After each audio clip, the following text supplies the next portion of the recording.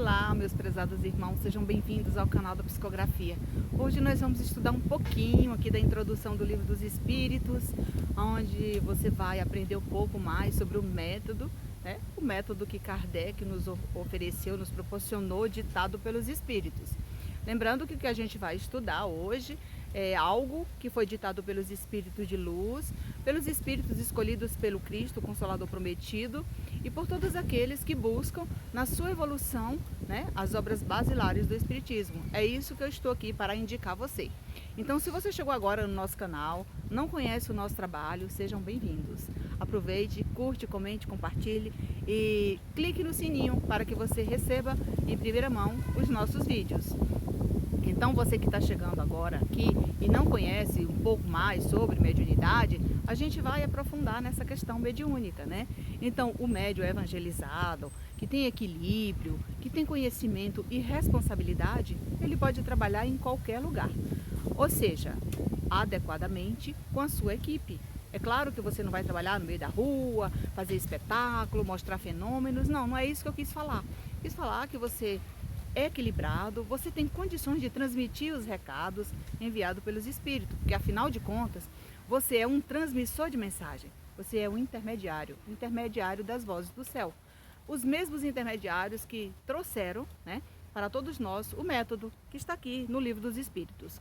Aqui bem na introdução, Kardec chama atenção sobre o método e ele diz assim: as primeiras manifestações inteligentes aconteceram por meio de mesas se levantando e batendo com um dos pés um número determinado de pancadas e respondendo desse modo sim ou não, segundo fora convencionado a uma questão proposta. Até aí não havia nada de convincente para os céticos. Então, hoje nós observamos, né, que lá no passado essas mesas girantes era uma dificuldade, né, para escrever uma mensagem. E hoje não, a gente senta aqui numa mesa e escreve um livro, né? Então veja bem, as cartas consoladoras, as mensagens edificantes, as orientações dos mentores, tudo isso ficou mais facilitado justamente pelos médios evangelizados e equilibrados. Por que eu estou falando médios equilibrados? Justamente pelo fato que o médium desequilibra. Ele não desequilibra porque ele está mal, ele está passando mal. Não. Pode estar passando por uma questão emocional difícil com a família, ele pode estar passando por um problema no seu trabalho, às vezes no meio social, às vezes por uma enfermidade que ele não quer, às vezes, se abrir com as pessoas e ele se desequilibra emocionalmente. Como a mediunidade está diretamente ligada ao psiquismo do médium, ao pensamento, ou seja, ele começa, né, a desequilibrar, porque ele começa a chorar sem motivo. Isso faz parte de uma mediunidade desequilibrada. Ele começa a falar coisas indevidas porque ele atrai para sua mente espíritos brincalhões, né? E aí ele aceita aquelas sugestões, é claro que não são pertinentes ao trabalho que ele vai ser desempenhado. Ao mesmo tempo, o que acontece com isso? Você fica, né, à mercê dessas entidades perniciosas que vão usar a sua mente para transmitir inverdades. E esse é o desequilíbrio. Mas, quando você desequilibra, que muitas vezes você chega a uma casa espírita, né? E você chega a essa casa espírita em busca de um acolhimento. E aí o atendente fraterno diz assim: olha, você precisa assistir uma palestra, tomar um passe e passar por um tratamento físico e espiritual. Aí você diz: não, eu não estou com obsessão, eu não vou. Por quê? Naquele momento, os melindres foram muito maiores e impediram que você, né, passasse por essa experiência, até mesmo para a sua melhora. Porque através do seu pensamento, você atrai essas entidades para a sua mente justamente para lhe desequilibrar. E esse desequilíbrio, ele é normal acontecer com qualquer médium. Tem médium que já trabalha 20, 30, 40 anos na casa espírita e eles se desequilibram também.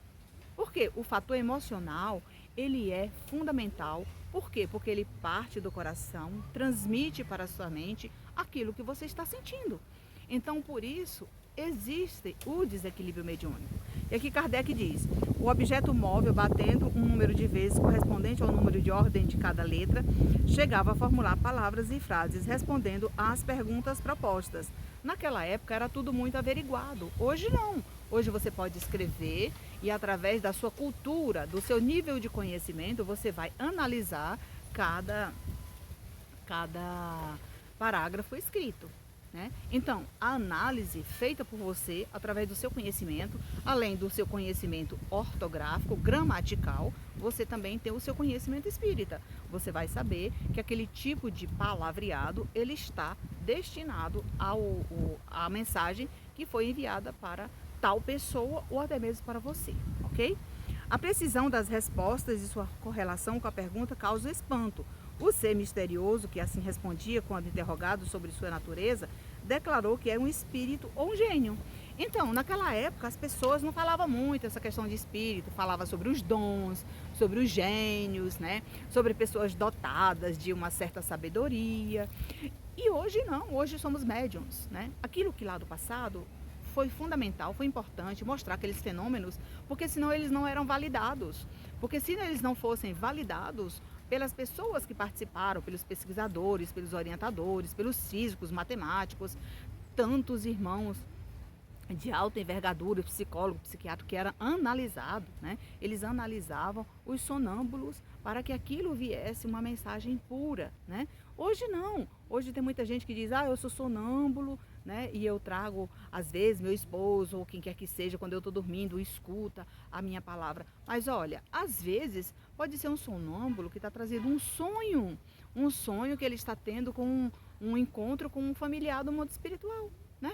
Então, se você é sonâmbulo, se você possui essa mediunidade e gostaria, né, de ajudar pessoas, o que você vai fazer? Você vai deitar e vai convidar uma pessoa que entende sobre mediunidade e sobre o espiritismo para ajudar aquele que está precisando de uma orientação. Você vai ditar a mensagem e aquela pessoa da sua confiança, da sua responsabilidade, vai anotar o que você vai falar. Então, mas eu não estou aqui para lhe incentivar a fazer isso. Eu estou falando como acontece. Então, o médium evangelizado, equilibrado, ele tem condições de fazer isso. E aqui o Livro dos Espíritos, nada melhor para lhe esclarecer. Tem dúvida? O Livro dos Espíritos é o caminho para você buscar o seu equilíbrio mediúnico. Ele diz assim, foi o próprio fenômeno que se revelou. Muitas vezes, nas ciências exatas, formulam-se hipóteses para se ter uma base de raciocínio, mas isso não ocorreu nesse caso. Foi um desses seres espirituais que ensinou a prender um lápis a um pequeno cesto ou a um outro objeto. Hoje nós sabemos que o psicógrafo, quando ele senta numa mesa e ele pega um lápis, imediatamente a sua mão corre, né, livremente para escrever algo. De repente ele vai escrever uma frase, né, às vezes até desconexa ali, porque é o treino. Você precisa treinar, você precisa se permitir. Imagina, você foi convocado, digamos assim, ou um médium escolhido por um espírito amigo para escrever um livro, né, que ele vai ditar de lá para cá. Primeiro você vai treinar, né? Você vai passar por um treino, você vai ser incentivada a escrever em seu lar mensagens edificantes, orientações para você mesmo. As orientações que virão, elas são para você. Elas poderão aí mais tarde servir, né? Tem até condições de servir de orientações para outras pessoas, mas o beneficiado é você. Tudo que você escreve serve para você primeiro. Não pense que você vai escrever uma carta de um mentor, uma orientação espiritual, né, para você, né, ou para outra pessoa. Se você escrever uma orientação para uma pessoa ditada por um espírito, o maior beneficiado é você. Se encaixe dentro daquela mensagem, porque você vai se encontrar junto com ela, tudo aquilo que você precisa consertar. Então esses consertos, eles são feitos devagar. Eles não acontecem da noite para o dia. Imagina, quando você está construindo uma casa, o que você faz? Primeiro você comprou o terreno, é igual a reforma íntima. Você vai juntando um pouquinho de cada vez e vai levantando uma parede de cada vez. Mais tarde, no acabamento, é a mesma coisa. Você faz o acabamento, faz a pintura, compra as portas, janelas, depois os móveis. Então, essa construção, ela não acaba aqui na Terra, não. Do outro lado da vida você continua, tá? E aqui ele continua falando, olha. Esse conselho foi dado simultaneamente nos Estados Unidos, na França e em diversos países, né? Dia 10 de junho de 1853, um dos mais fervorosos adeptos da doutrina, que desde 1849 se ocupava com a evocação dos espíritos, vai pegar no quarto ao lado o pequeno cesto, prenda ali o lápis, coloque-o sobre um papel e põe os dedos sobre a borda. Então, ele recebia as orientações ali que chegava aleatória, né? De repente, um fenômeno de voz direta, né? Um fenômeno de materialização. Eu poderia estar aqui no parque, como eu estou aqui, que você vê que o sol está virando, né?